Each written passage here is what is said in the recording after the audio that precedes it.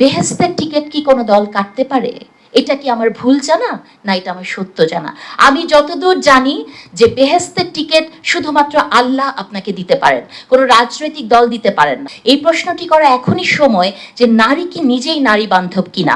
আমার জামাতের বোনরি যে কথাগুলি বললেন যে তারা নারীরা মানে খুবই রাজনৈতিকভাবে সম্পৃক্ত, তারা যদি রাজনৈতিকভাবে সম্পৃক্ত হন, দাঁড়ে দাঁড়ে ঘোরেন, কথা বলেন, সম্পৃক্ততা থাকেন, উনাদেরকে একটি কথা বলতে চাই, বারবার যে বলছেন ইনশাল্লাহ ভবিষ্যতে আসবে, তাহলে আমি যতদূর মনে করতে পারি জুলাইয়ের যে আমাদের কি সনদে একটি জায়গাতেই জামাতে ইসলামী নোট অফ ডিসেন্ট দিয়েছে, যেটি 5% নারীর অংশগ্রহণ নির্বাচনে, আমি যদি ভুল না করে থাকি।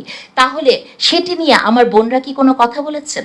ওনারা কথাই শুরু করেন যে ওনারা আপাটি শুরু করেছেন ইসলামিক অনুশাসন মেনে তারা রাজনীতি করেন। আপা কি করে জানেন যে আমি বা কাজী জেসিন আমরা ইসলামিক অনুশাসন মেনে চলি না? সেটি কি শুধু পোশাকের সাথে জড়িত? সেটি নিশ্চয় নয়। এবং ইসলাম কিন্তু আপনাকে এইভাবে মানুষকে আইডেন্টিফাই করতে না বলে। আপনি যেমন বলেছেন ভুল জানা অথবা কম জানা, কে আসলে কতটুকু জানে কোনটা ভুল কোনটা মানে কম জানা, সেটি কি করে আপনি বলবেন? আপনি তো কোনো ন্যারেটিভ দাঁড় করাতে পারেন না, যেটা রনি বললেন, আপনি ফ্যাক্ট নিয়ে কথা বলতে হবে। আপনি যদি বলেন যে আমরা নারী নেতৃত্ব নিয়ে ইসলামের পরিভাষায় ভুল জানি, তাহলে আপনি একটি ওভারঅল প্রশ্নের উত্তর আমাকে দেন, যে প্রশ্নটি আপনার রাজনৈতিক দল জানেন। বলেন যে বেহেশতের টিকিট কি কোনো দল কাটতে পারে? এটা কি আমার ভুল জানা, না এটা আমার সত্য জানা? আমি যতদূর জানি যে বেহেশতের টিকিট শুধুমাত্র আল্লাহ আপনাকে দিতে পারেন, কোনো রাজনৈতিক দল দিতে পারেন না। আপনার দল থেকে ক্রমাগত বলা হয় যে দাঁড়িপাল্লাই একমাত্র প্রতীক যেটি হচ্ছে পরকালে থাকবে, সেটির প্রমাণ কি? তাহলে এটি কি আমার ভুল জানা, না আমার কম জানা? এই বয়ানগুলো যখন আপনাদের নেতাদের মুখ দিয়ে আসবে, তখন আমি কি জেনে নিব? তখন আপনি কোন জায়গায় দাঁড়িয়ে আমাকে প্রশ্ন করেন যে আমরা ভুল জানি অথবা কম জানি? আপনি বলেছেন আপনারা জামাতে যারা নারীরা কাজ করেন তার প্রচন্ড ইন্ডিপেন্ডেন্ট, পুরুষের উপর ডিপেন্ডেন্ট না। আজকে পর্যন্ত জামাতে ইসলামীর নারী বিষয়ে কোনো ডিসিশন কি তার নারী নিয়েছে? জামাতে ইসলামী যে বলছে 5 ঘন্টা কাজ, 8 ঘন্টা কাজ, ঘরে থাকলে সম্মানিত করা হবে, এই ডিসিশনগুলোকে আপনারা নিয়েছেন? বলতে পারবেন এই মঞ্চে দাঁড়িয়ে? আপনার কি মতামত ছিল যে যখনই বলা হয়েছে যে 5% আমরা নোট অফ ডিসেন্ট দিব, অথবা যদি বলা হয়ে থাকে যে 5 ঘন্টা কাজ করবেন, আপনি কি রাজি হয়েছেন সেটাতে? এই প্রশ্নটি আমি সরাসরি আপনাকে করতে চাই। তাহলে আমার প্রশ্নটা হচ্ছে, এই 2025 সালে দাঁড়িয়েও আমাদেরকে দেখতে হয় নারীর ডিসিশন পুরুষ নেয়।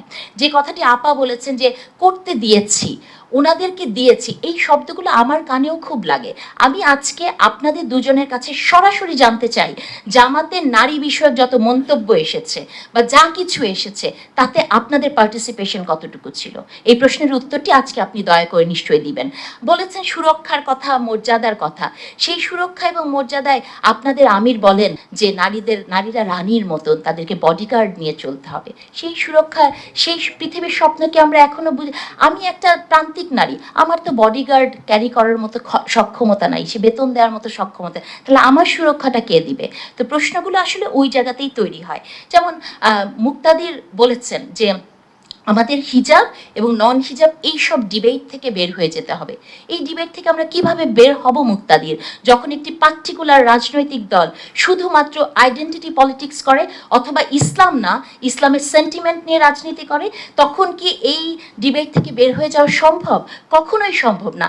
আমাদেরকে মনে রাখতে হবে এই পার্টিকুলার রাজনৈতিক দলগুলো শুধুমাত্র রাজনীতি করে নারীর পোশাক, নারীর কাজকর্ম, এটাই তার রাজনৈতিক টার্গেট, এবং এটাকেই টার্গেট করে তারা মানুষকে মোটিভেট করার চেষ্টা করে। তাহলে ওই আশাটা অনেক দুরাশা যে আমরা এখান থেকে বের হতে পারবো না।